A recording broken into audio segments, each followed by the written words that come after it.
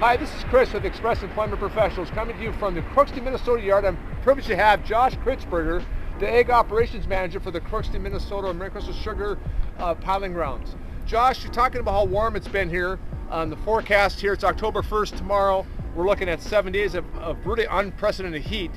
Why can't we pile beets?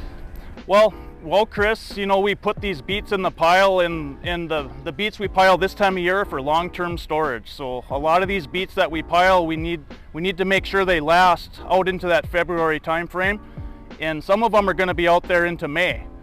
And we have harvest policies that we followed for many years, and we've got a lot of research that tells us that there's things we can and cannot do. And if we go outside of those boundaries, we know that there's going to be a lot of loss. And when I say loss, it may not be discards or throwing beets away, it's sugar loss. So when we put these sugar beets in a pile, from day one, they're burning sugar. So we take their leaves off in the field, and we kind of tick them off a little bit when they do that, and they're constantly trying to regrow leaves. So here's a sugar beet here that's been defoliated, or topping, or however we say that term. We've taken their leaves off, and we've put them in this pile. This beet, if you look really close and you can't see, it's actually trying to regrow leaves right now as we speak. This beet was put in this pile a day ago, and it's burning sugar.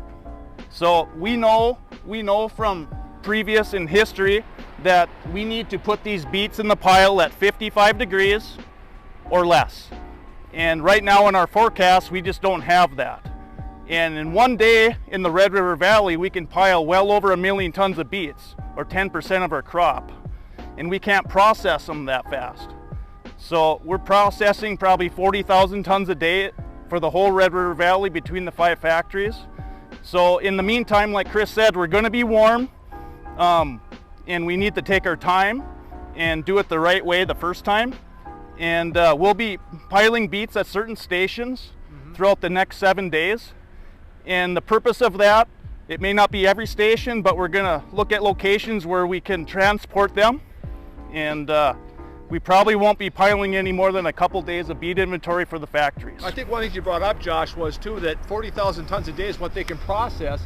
If you put 1 million tons down, that's almost 30 days of beet processing. And if it gets warmer and cold, the great news is too that the moisture forecast is not real high at this point. But as we all know, forecasts can change. So we got to put a good product in here.